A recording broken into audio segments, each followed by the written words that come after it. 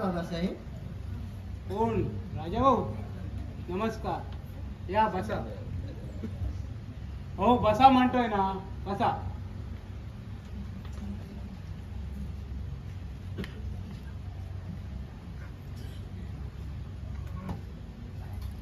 बोला, आता कशी काय पायधूळ झाडली या गरीबाकडं? काय चेष्टा करता गरीबाची? आम्ही आपल्या आश्रित, आपल्या उपकाराच्या ओझ्याखाली दबून गेलेले गरीब शेतकरी.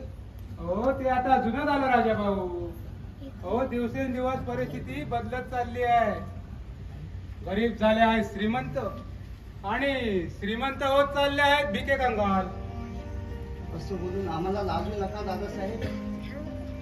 आपण जर आमच्यासारख्या गरीब शेतकऱ्यांना मदत केली नसती तर या गावात जगणं आम्हाला शक्य झालं नसतं. यापुढे मला जगणं अशक्य झालंय या गावात. आतापर्यंत ताटमानेने जगलो, पण यापुढे अपमानकारक जीवन जगावं लागणार आहे. नाहीतरी एक गाव तरी सोडावा लागणार आहे कायमचं. काय सांगता काय दादासाहेब? खरं तेच सांगतोय राजा भाऊ. हो असं घडलं तरी काय? याला काही कारण असेल ना? याला कारण तुम्ही आहात राजा भाऊ. मी कसा दादासाहेब? तुम्ही नव्हे, तुमचा मुलगा सुनात. पुन्हा? हो हो सुनात. त्याने तर माझी अब्रू धुळीला मिळवण्याचा चंगच बाळगलाय. काय केलं आपल्या सुनाने? मला सांगा दादासाहेब, काय केलं सुनाने? माझ्या काळजाला घात घालण्याचा प्रयत्न करतोय तो. काय? आमच्या नंदाला प्रेमाची फसवी बुरळ घालून म्हणे लग्न करणार आहे तिच्यासोबत. लग्न? हो. नाही नाही नाही दादासाहेब, हे कसं शक्य आहे? हे तुमच्या शहाण्या झालेल्या मुलाला सांगा.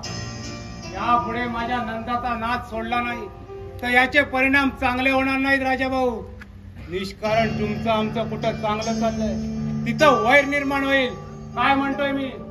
हो हो, आता घरी गेल्यानंतर सांगतो मी त्याला. आणि तुमचं नाहीच ऐकलं तर? नाही ऐकला त्या वेळेला त्याला घरातून हाकलून लावेल मी. दादासाहेब, माझ्या मुलापेक्षा माझ्या उपकारकर्त्याची इज्जत सांभाळणं हे माझं कर्तव्य आहे दादासाहेब. येतो मी. थांबा राजा भाऊ.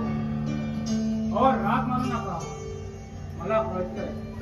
हो सुना तुमचा मुलगा आहे, पण इथं माझ्या सुद्धा प्रतिष्ठेचा प्रश्न आहे. तेव्हा वाईट वाटून घेऊ नका. नाही नाही तसं काहीच नाही दादासाहेब. चला तर मग मी सुद्धा येतो तुमच्या बरोबर. म्हणजे तुम्ही आता माझ्या घरी येणार? हो घाबरू नका, मी तुमच्याकडे येत नाही.